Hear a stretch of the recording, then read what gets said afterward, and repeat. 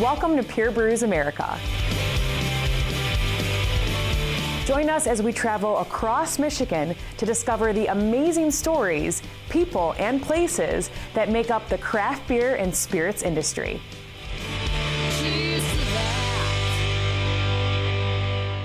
Thank you for joining us on this episode of Pure Brews America. I'm Lisa, and this is Kira, and we've got a lot of fun in store for you. We sure do. So let's start the show with the first story. Our audience in our town was lacking a restaurant with spirits and craft beer. We decided it was in our benefit to switch to a Class C and become a brew pub. So that limits some of our distribution, so you can get it by the case and by the bottle here. But right now it's only here. What was interesting for us is that we had not entered a beer competition ever.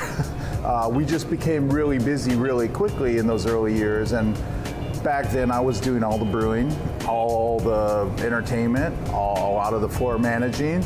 Mark was looking for a replacement and really had been searching for a head brewer, and it was just an amazing opportunity to do what I wanted. And right from the get-go, we saw eye to eye. I said, dude, I want to kill the game, and I'm gonna be the best brewer ever, and if you let me do what I want, I'm gonna win medals.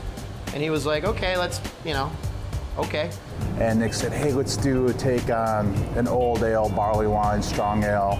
And we kind of tweaked that, and it became the Ninja Pirate. And it was the first beer we entered in 10 years. And it went boom, right out of the park. Yeah, the best in the world. So we were thrilled. And I called Nick, and I think he almost drove off the highway. I really want to get on my soapbox and be like, yay, we won a gold medal. But really, we don't brew for medals. We get a gold medal every time we see someone drink our beer and smile and have that feeling of family. Breweries are not places to go just to get drunk. They're places where people go to have conversations and get together with loved ones and families and friends. So that's really the kind of the Zen art of brewing. If you happen to win medals, that's great. But you should be really brewing to win a medal with your customers every day.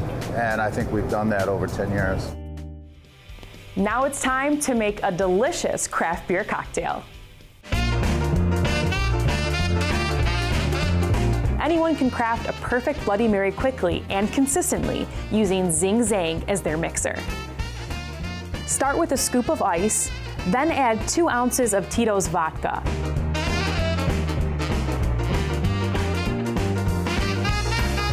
Next, shake the Zing Zang Bloody Mary mix, which is made from 7 vegetable juices with 14 spices and seasonings. Then fill to the top of the ice and give it just a couple of shakes. Pour that into a glass and top it off with a little of your favorite craft beer.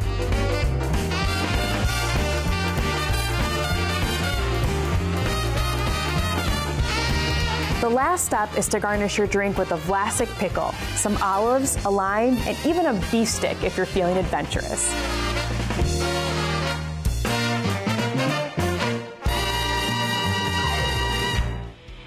We'll have more great stories and tasty craft beverages when Pure Brews America returns.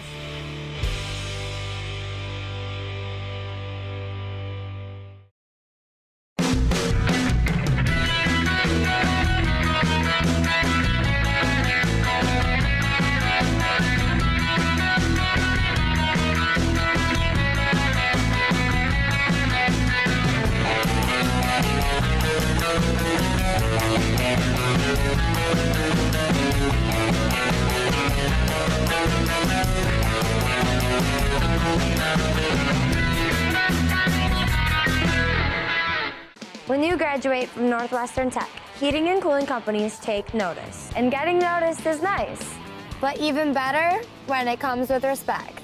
With a demand for HVAC techs and the type of money you can make in this industry, skilled tradespeople are getting the respect that they deserve. Hands-on training, experienced instructors, and thousands of Northwestern Tech graduates. In just 10.5 months, you can have the career and the respect you deserve. Northwestern Tech, the HVAC school that works. Fundraising should be fresh, flavorful, and simple. We have the perfect solution at Hungry Howie's. Dough Raiser. Your team or school can sell paper pizza certificates that can be redeemed for one medium pizza at participating locations. We've been doing this fundraiser for about 4 years, and it's the easiest and best and most profitable fundraiser they have in Michigan. Go to doughraiser.com to learn more and sign up. Your next fundraiser comes with flavored crust. Welcome to Hungry Howie's Dough Raiser.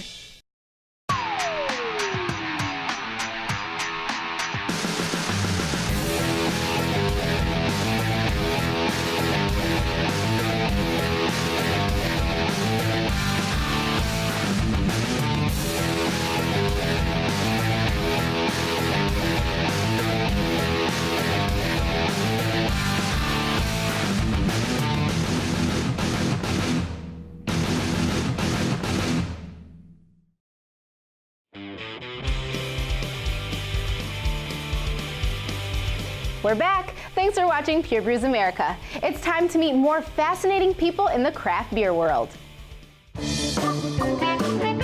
It's all in the name. It's a mobile canning unit. We go to different breweries and cider houses around the state and even into Indiana. For years, those who brew beer have gone with glass bottles to package their products. But recently, cans have become the vehicle of choice for many craft brewers across the country. When we saw some guys out in Colorado doing it, 3-4 weeks later, I realized I couldn't stop thinking about it. Just such a good idea to bring to Michigan. There's so many small breweries, and we want to go around and help as many as we can. We've invested in the packaging line. We've made it easy for people to get into canning, which was before a lot tougher to do. We just don't have the capital at the moment to have our canning line. Our building is all set up for expansion, but right now we've got our label design, we've got our cans printed, so Michigan Mobile Canning comes in. I think one of the biggest misconceptions is we do it in the truck or the trailer, and that's definitely not the case. So we bring everything inside, get it all leveled out, and we do a full CIP. So we do some cleaning on the equipment prior to, and then we'll get running, and we'll run about 90 cases an hour. They hook up to our tanks, they run our production, very little loss, and we have packaged product out in the market. It's good for everybody. And we do 2 of our products, Reactor, which is our IPA, and Mr. Orange, which is a blood orange wit. We weren't sure how it was going to go at first. You never know, right? And it's been great. It has just skyrocketed, and so we can't keep up with it at this point. And they've allowed us the opportunity to do that. A few beer snobs may tell you that glass is the only way to go, but the benefits of cans are gaining momentum with beer makers and beer drinkers. Everyone was like, well, people want bottles. Not anymore. So for us, the can takes care of that beer better. It's not going to extend the sunlight through. It's a better seal, no oxygen getting in, and you can just take it to a lot of places where they don't allow glass. In business since 2013, Michigan Mobile Canning is helping connect craft beer lovers one can at a time.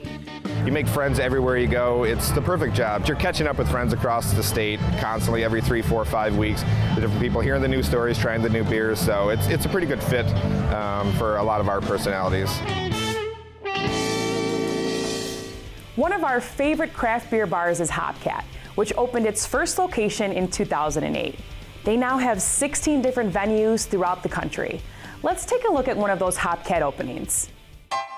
Having grown up in Grand Rapids, I've been over to this side of the state a million times. I've bar hopped many times with friends in Royal Oak, and our Detroit location is doing really well for us. This is about 12, 15 miles away. We thought maybe we'd do a second Detroit area location, and we immediately thought of Royal Oak. The reception has been fantastic, so if anything, that's why. Because everyone apparently wants one really bad here, so we're going to do it. Ever since they opened the Detroit HopCat, I've been waiting. I'm not adverse to going to Detroit, but I've been waiting for something a little bit closer. Yeah, I went to Michigan State, and so I fell in love with it there. And then down in Detroit, I work in Detroit, so fell in love with that one. And so I have a feeling they're just following me around. Royal Oak is one of my favorite places to hang out on the weekend, so I was like, I gotta come to the Royal Oak one. Welcome, HopCat, to Royal Oak. I was told that people were probably going to be camping out, and I was like, might as well just be like 4th, 5th, 6th, or 7th in line, and ended up being the first person in line when I showed up. I'm the second in line. I got here at 5 a.m. I went to the opening in Detroit a couple of years ago, and it was in December, and I got there at 6 in the morning, and there was already 3 people in front of me, so I thought, nice weather, I better go early. The earliest we've ever had anyone stand in line, I think, is 9 p.m. the night before. So they slept overnight in a tent. I like to say they're crazy like a fox. They're smart because they're getting free crack fries for a year. Beer, free crack fries, definitely worth waiting in line for. It's a pretty massive endeavor to open a big bar like this in terms of the logistics that go into it. It takes laser focus from a lot of people. It's about a 6-month process from the time we break ground until the time we open. The management team, they opened the hiring center like 60 days out, so they've been living and working in Royal Oak for 2 months now. The operations team comes in, they bring in trainers from around the country. So if you're a server, there are server trainers. If you're a bartender, there are bartender trainers. There's trainers everywhere. And then the creative team coming in and doing chalkboards to making sure the menus are right. There's the construction team. Those guys are like, they're still working. I was told about 2 hours ago that we were 96.7% done. And I said, that's better than 95%. And I was like, yesterday we were at 93, so we are moving the ball. It always comes right down to the wire. Even right now, we're still hanging artwork and moving furniture around on the 3rd floor. It's kind of crazy. 1, yeah! 2, come on, let me hear it! 3, give me all you got! 4, last one! 5, yeah! 5 squats for freedom, something I created like in, 95. It puts a smile on everybody's face. Even if they hate the concept, by the end of it, they've got a dumb grin on their face.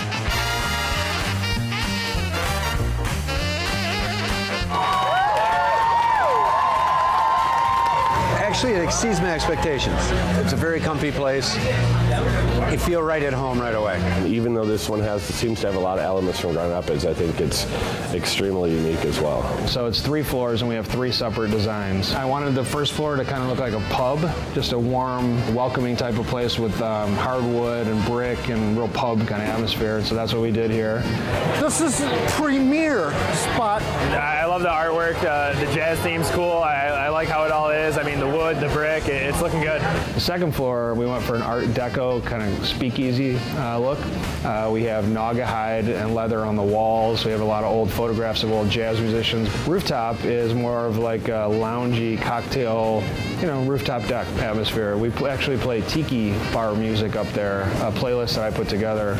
I'm excited for this summer, being up on the rooftop. I mean, Royal Oak doesn't have a lot of outside beer drinking spots, so I'll be up there a lot. So we have 100 beers here, 100 beers on the 2nd floor, and then we have 30 beers, the local 30 on the 3rd floor. So 230 taps. And it's going to be hard to choose from all those. It's going to be awesome. But I want to do like a flight. I want to try several, because there's a lot of options here. We do have shorts, which is what I'm drinking, but we also have Dragon Mead and Royal Oak Brewery and Rochester Mills and a lot of other local Southeast Michigan breweries. Honestly, you can't beat it. One of the best bars I've ever seen. Today we're going to make a beer masu, which is a tiramisu with stout. First we need to make whipped cream by adding heavy whipping cream and powdered sugar. Mix together on high and then add the mascarpone cheese. Next we'll make the liquid for the ladyfingers, which includes coffee and a half cup of stout beer. Add the ladyfingers to the mixture and then let set for a few minutes, and then put in the bottom of the glass. Then add a layer of the filling to the layer of ladyfingers. Repeat the process until the glass is full. Finally, refrigerate for 40 minutes and then top off with dark chocolate shavings. And that's how you make tiramisu with stout. There's more Pure Brews America coming up, so stick around.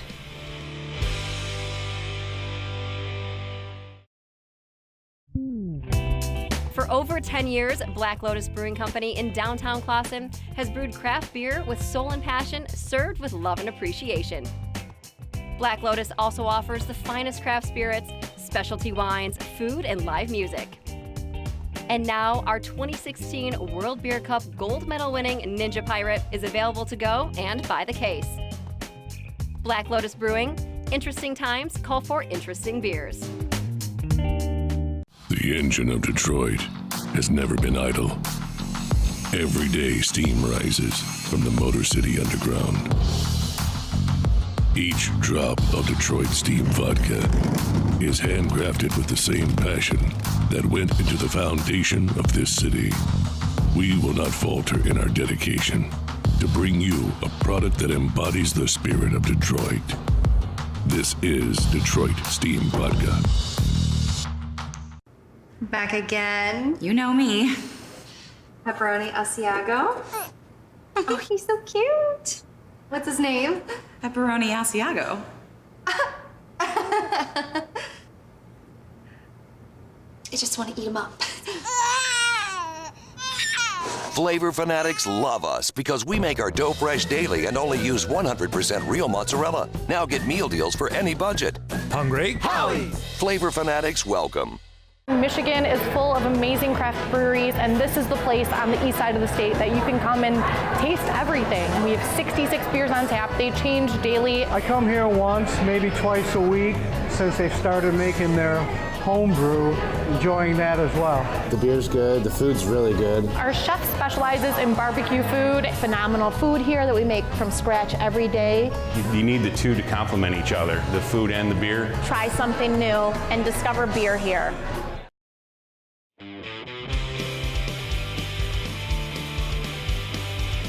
Welcome back to Pure Brews America. Thanks for sticking around. Let's take a look at our next story.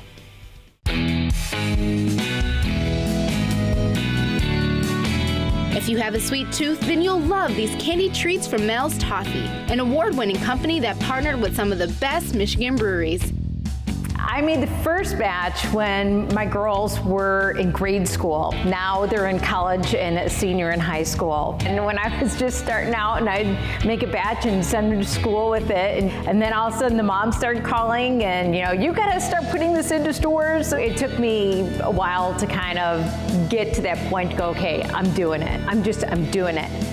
From there, Michelle put the pedal to the metal and her toffee company took off. Now you can find these products throughout Michigan, Indiana, and Washington, D.C.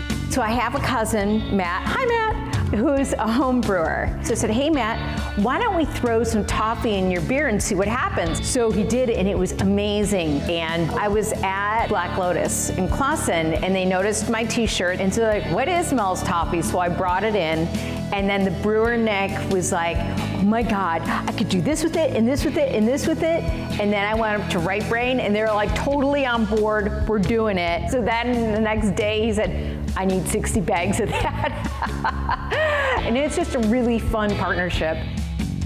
And then this year at the Fall Beer Fest down in Detroit, Black Lotus's beer and my toffee, that collaboration, got into the top 12 beers out of like 300 in the whole festival. So that was really exciting. With all the success the breweries were having, Michelle was inspired to add Michigan craft beer to her toffee recipe. This collaboration was such a hit that awards from the International Toffee Tasting Competition came soon after. And then on my husband's birthday, I was looking through my emails and bam, there it was, got a bronze award for 2 of them, for the maple bourbon and the dark horse raspberry ale. And then the sea salt pretzel got 3.5 out of 4 stars. And I dare you to take a bite and not take a second or 15. Stroh's recently announced a new session IPA called Perseverance. So we've decided to look back at the classic Detroit brand's 2016 relaunch. Hello, all you Stroh's drinkers. Thank you for coming down here tonight and participating in our launch event and drinking the first Stroh's brewed in Detroit in over 30 years. When Stroh's was sold in '99 and moved out of the city, you could kind of see that it was like the heart of Stroh's was removed. For this brand to breathe life back into it, it needed to be home. Stroh's has always been on that radar screen where we've said, man, if we could just take it back to Michigan. This thing all started in 1850, in Detroit. So to be able to sit here in 2016 and talk how we're bringing Stroh's back to Michigan to brew is really exciting, something that we're really proud of. So this is a project that's probably been worked on over the last 3 years. It took a lot of effort from a lot of people, but first things first, right? We had to brew a beer that was worthy of the Stroh's name, and that was really important to us. So we wanted to get the product right first. Being part of Stroh's and the long heritage and history that this brand has, originally originating in 1850 means that we have a ton of recipes that we can look back on. And there was a Stroh's Bohemian produced, and it was an 1850s recipe that we started with and have modified. People will recognize some cues from Stroh's signature in this beer, as well as the old Stroh's Bohemian. So we kind of took the best of all of those recipes, put them together to create a great Bohemian-style Pilsner. The guys at Brew Detroit have just been fantastic partners as we've worked on this project. I can't say enough good things about them and the way that they've worked with myself, our brewers, our whole team at Stroh's to make this dream a reality. You know, we talk about craft beer all the time. Well, we're in a facility that is really brewing craft beer. And Stroh Bohemian's no different. It's a great, great tasting product. I think the people that are looking for a more sessionable craft, this is a perfect product for them.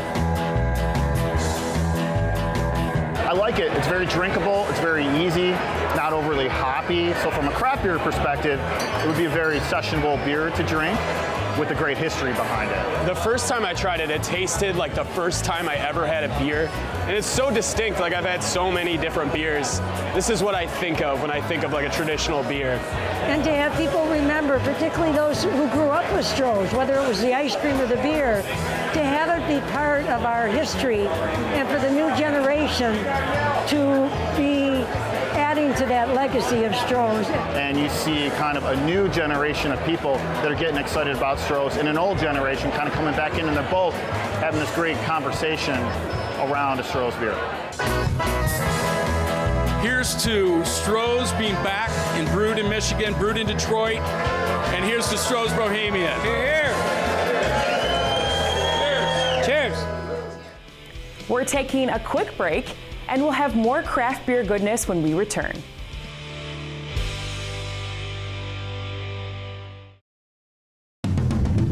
We don't frost brew our beer, and hot chicks won't appear if you drink it. Our beer doesn't come in a bow tie shaped can or need color indicators to tell you it's cold. It won't be delivered by Clydesdale horses, and to tell you the truth, we aren't the most interesting people in the world. Fact of the matter is, we don't tell stories. We just let our beer do the talking. At Yellow Flag Productions, we do more than just create great content for our clients. We bring groundbreaking visual and audio quality to meet all your media needs. TV and video production, social media development, multi-channel marketing, live video streaming, and podcasts. Our reputation speaks for itself with 6 Michigan Emmy Awards. For more information, visit yellowflagproductions.com. Fundraising should be fresh, flavorful, and simple. We have the perfect solution at Hungry Howies. Dough Raiser. Your team or school can sell paper pizza certificates that can be redeemed for 1 medium pizza at participating locations. This fundraiser has been awesome for our squad. We've made a lot of money, very easy to do, it's very quick to do, and it's very effective. Go to doughraiser.com to learn more and sign up. Your next fundraiser comes with flavored crust. Welcome to Hungry Howie's Dough Raiser. Their whole idea is we want to make the most excellent beers we can. They tend to push the boundaries, and they're just always experimenting. Well, you're getting a lot of hand care in every single one of these brews. The beer is really unique and really different and really good. There's really no place like this with this kind of ambiance. They put a lot of attention to detail here, so to me it's like that's the attention to quality and excellence that just shines through in everything they do, from the way it looks to the way it tastes to the way it feels.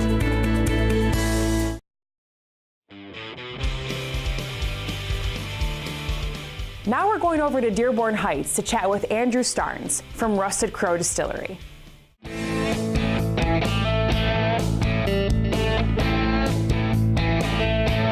This is our 3rd year it opened. Actually, Joe Schiebel is the owner. This used to be an auto repair shop, and he decided to create a distillery with his creative design background. That's why I always tell people why I wanted to get into it. I was always the guy that was mixing things to see how they tasted, so I felt it was always in my calling, you know, mixing different potions and concoctions, I call them.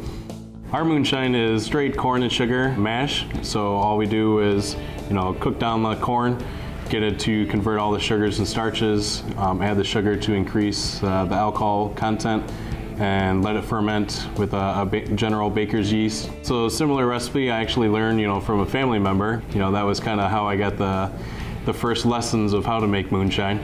And then I transferred, what I saw over to here on a larger scale. The most popular drink with the vodka is our steamsicle. It just turns out, basically like a melted popsicle. It's delicious. It uses Faygo cream soda, staying locally made. Everybody wants one of those come summertime. Gin drink would be the Crow Stash. It's our #1 selling cocktail. We muddle some blackberries, cucumber, and add some tonic, and it just showcases our gin being well-rounded to complement those, ingredients. I would say the best is the Cinnamon Jones. It's kind of a tropical, using pineapple juice, some ginger beer. So it definitely takes you down to warmer climates and nice memories of the tropical area that rum came from. This is our 100-gallon pot still. We are doing our first run with our column with our vodka.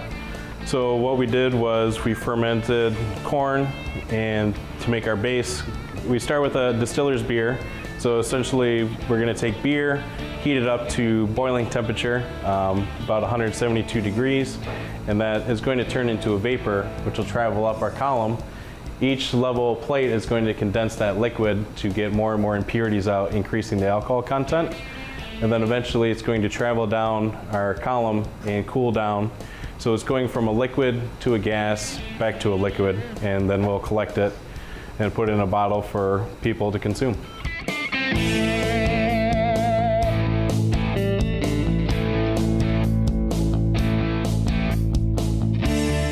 That's kind of our expression in the industry, is we want something that really stands out when you see the wall of bottles, and you got to catch people's attention. So that's what we aim to do at Rusted Crow.